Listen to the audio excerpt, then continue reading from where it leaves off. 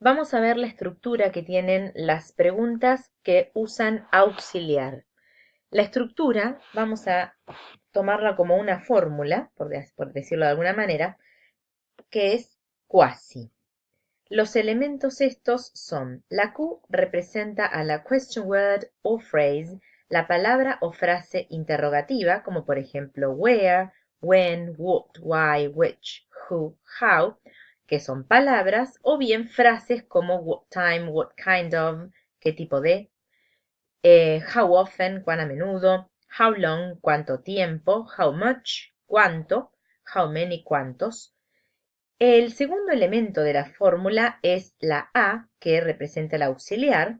Si fuera el presente simple, va a ser el do o el does, dependiendo del sujeto. Si fuera pasado, que todavía no lo hemos visto, es el did.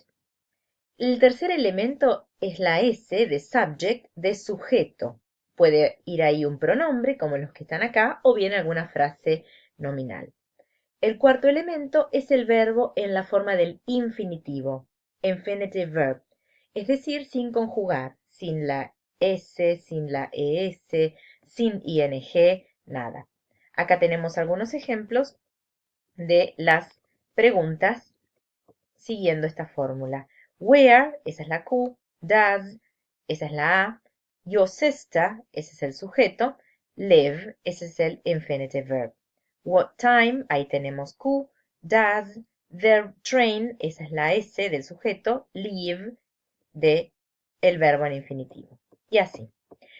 Tenemos también algunas preguntas llamadas cerradas, es decir, que la respuesta va a ser siempre sí o no. Para estas preguntas vamos a utilizar la misma fórmula, solo que en lugar de quasi vamos a decir así, porque la pregunta va a comenzar con el auxiliar. Tenemos algunos ejemplos. Do you live in London? Yes, I do. No, I don't. Entonces es la respuesta sí o no. Y acá hay algunos ejemplos más que dejo para que ustedes puedan verlos. Si vamos al libro de gramática, en la unidad 7 se presentan las preguntas con auxiliar en el tiempo presente simple. En el punto A vamos a ver el ejemplo de las preguntas así, es decir, las que comienzan con el auxiliar y sí o sí se responden yes o no. En el punto B se presentan las preguntas con frases interrogativas o palabras interrogativas. Aquí tenemos la fórmula quasi, entonces, por ejemplo, where do, where do you work?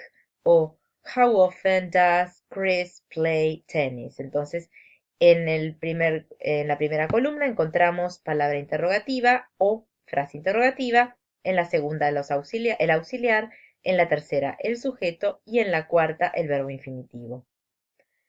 Esa es la base de la pregunta. También nos incorpora los adverbios de frecuencia, what, Q, do, es, a, qua, S de sujeto, ahí va a ir el adverbio de frecuencia y luego el verbo en infinitivo. Nos recuerda el uso de los auxiliares según los sujetos, el uso de do o does, y nos da ejemplos con respuestas cortas de yes o no. En los ejercicios, en la primera hay que formar la pregunta, todas parecidas. I like chocolate, how about you? ¿Qué hay acerca de vos o vos qué? Y preguntamos entonces, do you like chocolate? I play tennis, how about you? Entonces vamos a decir, do you play tennis? You live near here, how about Lucy? Vamos a preguntar sobre Lucy. Lucy, does Lucy live near here? Tom plays tennis. How about his friends? Do his friends play tennis? Bien.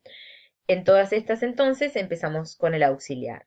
En la 7.2 vamos a utilizar los elementos que se dan aquí para poder formar la pregunta, teniendo en cuenta que muchos empiezan con la frase interrogativa o con la palabra interrogativa y otros directamente, cuando no hay frase interrogativa, van a empezar con el auxiliar. Y seguimos el orden de quasi o bien así para poder formar las preguntas. Luego, en el 7.3, se presentan verbos, hay que ubicarlos en la conversación y formar la pregunta teniendo en cuenta la estructura. Y en el 7.4 nos presenta preguntas para responder cada uno en forma personal y van a ver que la respuesta va a ser siempre yes o no porque son preguntas que comienzan con el auxiliar.